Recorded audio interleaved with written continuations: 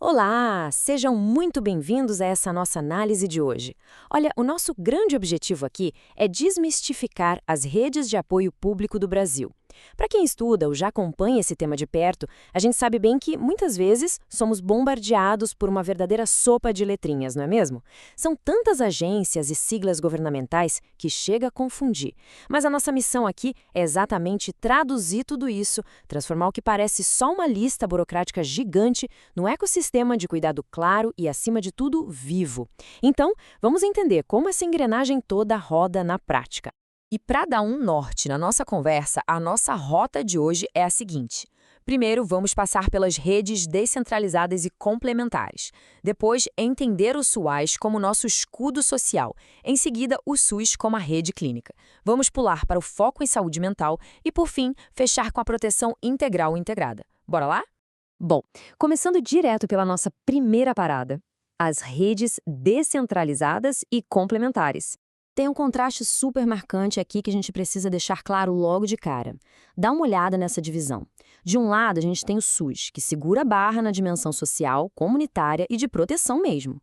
Do outro lado, a gente tem o SUS, que entra em campo exclusivamente para cuidar dos aspectos clínicos e de saúde.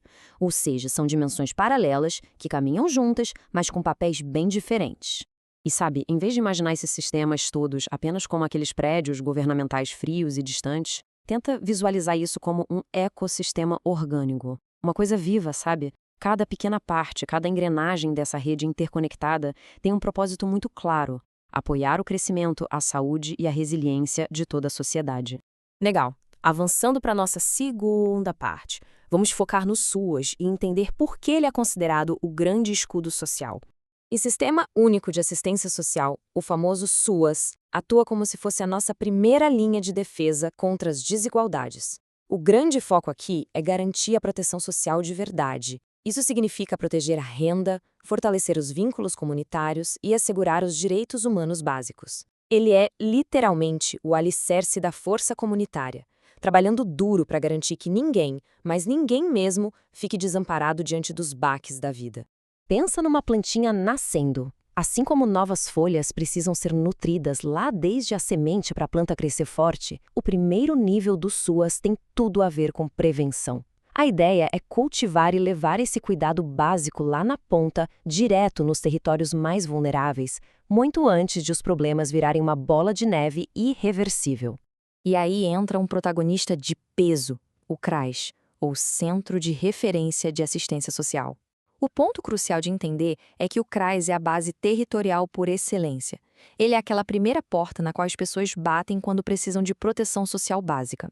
O foco dele é estar ali, presente nas áreas de maior vulnerabilidade, agindo sempre de forma preventiva para fortalecer os laços da comunidade e evitar que riscos maiores aconteçam. É o apoio chegando pertinho de casa. Mas e quando as coisas, infelizmente, saem do controle e essas vulnerabilidades escalam para uma violação real de direitos? Bom, aí entra em cena o próximo nível, que é o CREAS. O CREAS puxa a responsabilidade para fornecer um atendimento que não só é contínuo, mas altamente especializado. É a chamada proteção social especial. Ele oferece aquele acolhimento muito mais técnico para quem já sofreu algum tipo de violência ou teve os seus direitos rompidos. Mudando um pouco a nossa rota agora, vamos para a seção 3, focar no outro gigante do sistema, o SUS, a rede clínica. Olha só como a escalada do cuidado médico é organizado no país. É quase como uma escadinha. A gente começa lá na base, com um monitoramento contínuo nas UBSs, depois sobe um degrau para o atendimento intermediário nas UPAs, e só se for preciso, chegamos lá no topo, nas intervenções complexas dentro dos hospitais. É um fluxo milimetricamente desenhado para evitar gargalos e garantir que a prioridade certa vá para o lugar certo. Vamos destrinchar o primeiro degrau dessa escada? A UBS, a Unidade Básica de Saúde, atua como a espinha dorsal clínica de tudo. Ela é a fundação para o acompanhamento contínuo da saúde de toda uma vizinhança. Para fazer um paralelo bacana, assim como lá no social a gente viu que o CRAS é a porta de entrada, aqui na saúde, a UBS é a grande guardião preventiva do território. E o que chama muita atenção é a verdadeira infinidade de serviços preventivos que uma UBS oferece justamente para manter a população saudável muito antes de qualquer sirene de emergência tocar. A gente está falando de consultas médicas e de enfermagem, manter a vacinação em dia, pré-natal, planejamento familiar, aquele controle chato, mas necessário das doenças crônicas e até testes rápidos. É um volume colossal de cuidado diário na ponta da linha. Agora, quando o cuidado básico infelizmente não dá conta do recado, as UPAs entram em ação para segurar as urgências intermediárias. Aqueles sustos que exigem ajuda médica na hora, mas que ainda não precisam de uma internação no hospital. Já os hospitais, esses ficam estritamente reservados para o topo da pirâmide. Tratamentos intensivos, cirurgias complexas, UTIs e partos de alto risco. Cada unidade no seu quadrado de complexidade. Seguindo em frente, entramos agora na nossa seção 4, o foco em saúde mental, uma área super sensível e importante. É fundamental deixar claro que o SUS garante um cuidado integral e contínuo para a saúde mental em toda a sua rede. E a abordagem pega de tudo mesmo. Vai desde aquele acolhimento básico inicial até uma reabilitação psicossocial bem complexa, sem deixar de lado um ponto crítico da nossa sociedade, a atenção focada em casos de abuso de álcool e outras drogas. E bem no coração dessa rede de saúde mental bate o CAPS, que é o Centro de Atenção Psicossocial. Este é um espaço pensado, projetado do zero, especificamente para atender pessoas que estão passando por um sofrimento psíquico que é grave e persistente. Ele funciona como a principal âncora de suporte para os transtornos mentais mais pesados. A forma como o CAPS trabalha é fascinante, porque a abordagem foge totalmente daquele isolamento clínico de antigamente, sabe? Em vez disso, a proposta abraça a reabilitação através da comunidade. Tem oficinas terapêuticas, atendimento individual, rodas de conversa em grupo, visitas domiciliares, além do acompanhamento com a medicação. É a compreensão de que, no fim das contas, a cura e a estabilidade também passam muito pela convivência.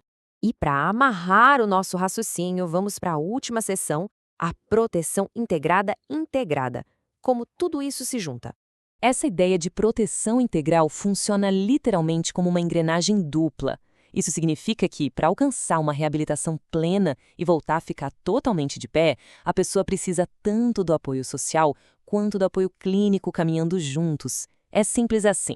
Um lado dessa roda simplesmente não gira de forma eficiente sem o outro. Só para a gente recapitular e não esquecer os papéis que vimos hoje. Dá uma olhada aqui. De um lado dessa balança, o CRAS e o CRECH formam um escudo protetor da comunidade. É a parte social operando. Do outro lado, cuidando do corpo e da mente clinicamente, a gente tem a infraestrutura de saúde, formada por UBS, UPA, CAPS e os hospitais. Só que tem um detalhe crucial. Esses lados não ficam cada um na sua bolha trabalhando no escudo. Eles se conectam profundamente através da chamada articulação intersetorial. Na prática, são fluxos, comitês, conselhos e protocolos de vigilância criados exatamente para garantir que ninguém caia pelas frestas do sistema. É um trabalho constante e diário de cooperação entre diferentes pastas. E tudo isso nos leva a este objetivo final, que é belíssimo e está registrado direto na fonte que baseia esta nossa análise de hoje. O grande propósito é um só: garantir o direito à proteção integral. Uma proteção que tem a missão de abraçar e defender as facetas físicas, psíquicas e sociais da vida humana, entregando dignidade na prática. Para fechar, deixo uma reflexão provocativa para a gente pensar. Como exatamente toda essa teia de sistemas interconectados impacta a resiliência de uma comunidade inteira? Porque, quando a gente olha de perto, esse ecossistema vai muito além de um mero manual de regras governamentais. É, na verdade, a fundação que sustenta a sobrevivência e o florescimento de toda a nossa sociedade. Um forte abraço, muito obrigada por acompanhar mais essa explicação com a gente e até a próxima!